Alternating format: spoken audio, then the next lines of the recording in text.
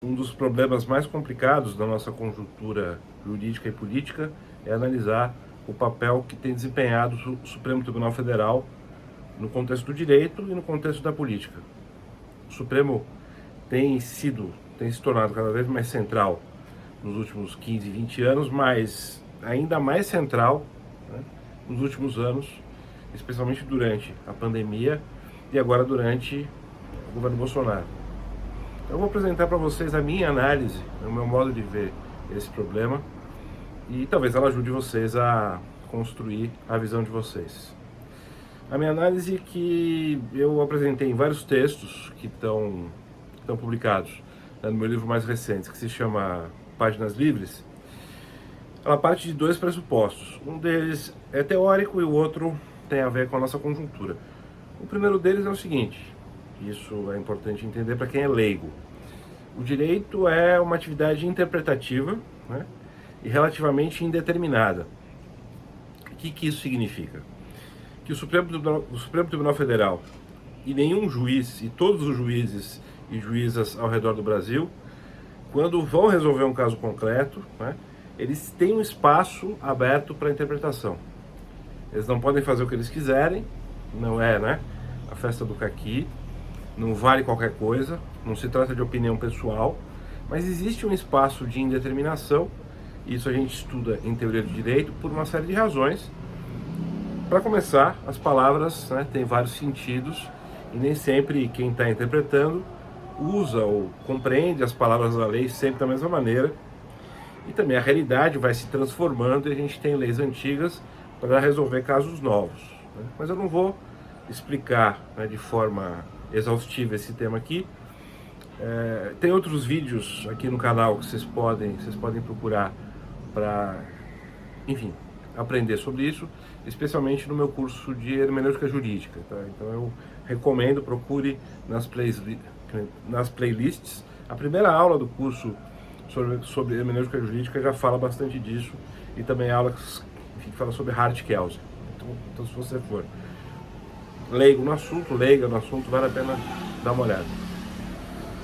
Pois é, então, no direito indeterminado, o que isso significa, então? Né? Significa que o STF tem um espaço para interpretar, né? A atuação dele não é matemática, a atuação dele não está completamente pré-determinada pelos textos. Os casos concretos abrem espaço para interpretação. E o segundo pressuposto que é importante a gente estabelecer aqui é que o Supremo Tribunal Federal está lidando, eu diria, pelo menos desde o impeachment, né, da ex-presidente Dilma, com uma situação de crise política ou de crise de hegemonia política que culminou no governo Bolsonaro e toda a renovação que teve na Câmara e também no Executivo Federal.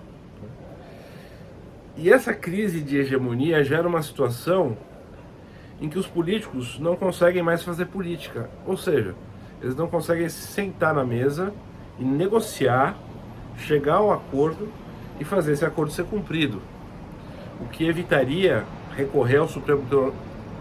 que eles recorressem ao Supremo Tribunal Federal o tempo todo. O que parece que está acontecendo, e isso com mais frequência, de maneira mais intensa, desde o governo da Dilma, é que os políticos não conseguem mais chegar a acordos, então eles acabam usando o Supremo como uma espécie de juiz para desempatar, né? Ou simplesmente um juiz que pode fazer eles ganharem uma negociação que eles perderam no momento de fazer a política propriamente dita. E no governo Bolsonaro ficou mais complicado ainda, né?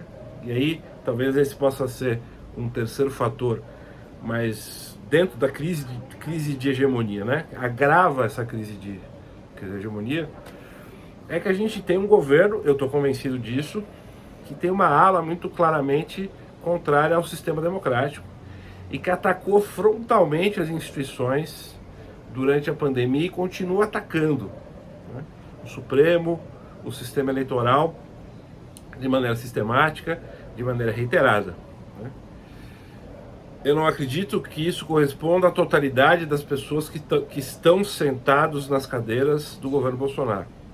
Eu reluto a acreditar isso, que todo mundo seja antidemocrático, que todo mundo seja, né, esteja conspirando contra a democracia e tem um sonho, né, de restaurar algum tipo de regime que lembre a ditadura brasileira ou que lembre outras ditaduras que estão instituídas no mundo nesse momento, outras autocracias, né, que estão instituídas no mundo nesse momento, como na Hungria, na Rússia, né, que é um sistema controverso, né, que tem eleição, mas que, enfim, as eleições dão sempre o mesmo resultado faz 20 anos, então é difícil levar a sério, né, e outros regimes por aí.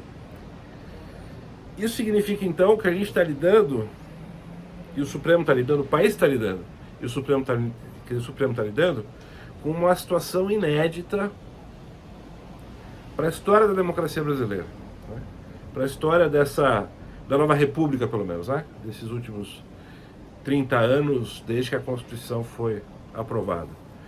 A gente tem um momento que talvez só se assemelhe com a saída da ditadura, né, de desorganização do sistema de hegemonia política que havia, que era uma disputa entre PT e PSDB em nível federal, e acordos variados, né, no nível dos estados, com as forças locais, também, né, coordenadas por esses acordos, ou coordenados por esses acordos federais, que fez com que a gente pudesse tocar a política brasileira com bastante paz, né?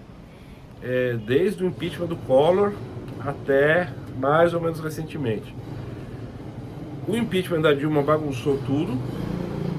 Eu atribuo muito, né, a culpa da crise atual à figura do Aécio e as pessoas que insuflaram, quer dizer, o Aécio a não aceitar o resultado das eleições. Eu acho que isso foi um erro político grave que a história vai cobrar, né? E que eu acho que essas pessoas precisam se arrepender em algum momento publicamente do que fizeram, porque isso desestabilizou todo o sistema político e foi fazendo com que, enfim, se gerasse a situação que gerou, né? Que resultou no impeachment.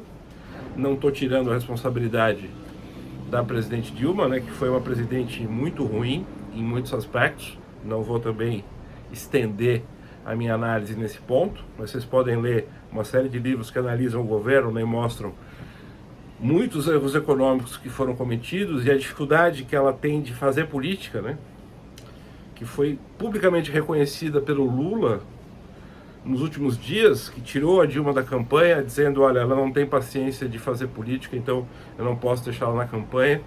E ele reiteradamente disse publicamente, recentemente, né, que ela vai poder eventualmente dar palpite conversando, mas que não vai ter nenhum papel no seu próprio governo. Então, o Lula disse explicitamente o que explicou, né, de maneira clara, né, o quanto também ela contribuiu para o seu próprio impeachment, né? Mas, de qualquer maneira, a gente tem uma situação, a gente construiu, né, o país construiu uma situação de desorganização do sistema político, em que aí novas forças puderam surgir, dentre elas o grupo bolsonarista, né? E o Supremo está ali tendo que lidar com uma convulsão no mundo da política, um Congresso que se renovou radicalmente, ou seja, em que foram desfeitos vários dos acordos que já existiam provavelmente, novos agentes entraram ali e foi necessário refazer esses acordos, né? E ainda por cima, durante a pandemia ficou claro, um ataque aberto à democracia, um ataque aberto a políticas públicas constitucionais que estão previstas na Constituição, né? O presidente que se recusou a fazer uma política de saúde nacional durante a pandemia, que queria deixar as coisas rolarem, né? Trocou de ministro 4, 5 vezes, enfim, da saúde durante a pandemia. Então vejam, isso significa que o Supremo está sobrecarregado, né? Ele está sobrecarregado com demandas que não deveriam chegar até ele, porque a política não está conseguindo, os políticos não estão conseguindo se entender entre si. E nessa conjuntura mais próxima de nós, os últimos anos, os últimos meses ou os últimos 2 anos, está lidando com pessoas que têm, de fato, o interesse de sabotar a democracia e sabotar as eleições. Eu não vou analisar as várias decisões que o Supremo tomou ao longo desse período. Algumas eu acho muito boas, outras eu acho piores. De qualquer maneira, temos um problema geral no Supremo, né, e nos tribunais brasileiros, que é a falta de argumentação coerente. Essa é uma crítica que vem de muito tempo também, os professores vêm falando disso, vários professores de várias universidades têm ressaltado isso ao longo do tempo. O Supremo decide por um sistema de placar e nem sempre explicita suas razões da forma mais aberta e mais coerente possível, né? É complicado às vezes entender por que o Supremo está decidindo dessa ou daquela maneira. Seja como for, com esses dois fatores, né, com esses dois fatores mais recentes, a convulsão no campo político e esse ataque aberto à democracia, o que acabou acontecendo é que o Supremo assumiu um papel importante, que foi garantir que durante a pandemia a gente tivesse políticas de saúde dentro de uma normalidade constitucional, né, dentro das atribuições que o SUS tem por força da Constituição e os estados têm também por força da Constituição. Ele garantiu isso. E também o Supremo está combatendo esses grupos que espalham notícias falsas, sabotam a democracia, desacreditam as eleições, desacreditam as urnas, etc. Com alguns excessos, eu acho, em alguns casos, com falta de fundamentação adequada em tantos outros, mas eles estão fazendo isso. E estão fazendo isso, isso é importante que se faça. É importante que se faça, porque senão a gente não vai ter como se defender dos grupos que estão querendo destruir a nossa democracia. É claro, não vale tudo para fazer isso, mas a gente tem que lembrar que um dos princípios fundamentais, né, do Estado Democrático brasileiro é justamente a manutenção desse Estado Democrático e da nossa democracia. Então eu tenho uma avaliação, digamos, boa do Supremo nos seus julgamentos nos últimos anos. Eu discordo de alguns julgamentos específicos e tenho críticas, né, ao modo como eles fundamentam as suas decisões em alguns casos, mas eu realmente acho que sem o Supremo Tribunal Federal, nesse momento da nossa história, nessa conjuntura específica, a gente estaria muito pior. Muito pior. E não é à toa que os grupos que pretendem desacreditar a nossa democracia têm atacado abertamente o Supremo Tribunal Federal, tentado desacreditar, né, os nossos ministros, e, enfim, é um processo que vai provavelmente ficar mais violento até a eleição. Então, é isso. Essa é a maneira como eu analiso a atuação do Supremo na sua conjuntura mais macro, né? Mas aí, claro, se a gente for olhar cada decisão específica, a gente pode ter uma série de discordâncias, enfim.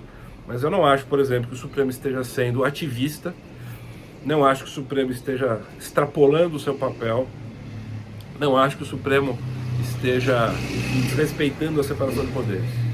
Eu acho que o Supremo tem tomado decisões complexas e questionáveis, polêmicas, mas numa situação extrema de ameaça à democracia, em que nem sempre ele tem todos os instrumentos adequados para fazer o que ele deveria fazer. Por exemplo, a gente teve que reformar a Lei de Segurança Nacional a toque de caixa, porque era uma lei antiga, né? E ninguém tinha pensado em reformar. Por quê? Porque a democracia estava indo bem, ninguém estava atacando a democracia, né? Isso não foi negligência do Congresso. Ninguém nunca atacou a democracia abertamente, nenhum presidente ou nenhum membro de governo falou abertamente contra a eleição. Isso nunca aconteceu, está acontecendo agora, né? Não tinha grupo de WhatsApp pregando, né, enfim, dizendo que as eleições iam ser necessariamente fraudadas. Isso não existia. Então foi necessário tomar certas medidas sem você ter um instrumental adequado. Agora parece que melhorou a situação, né?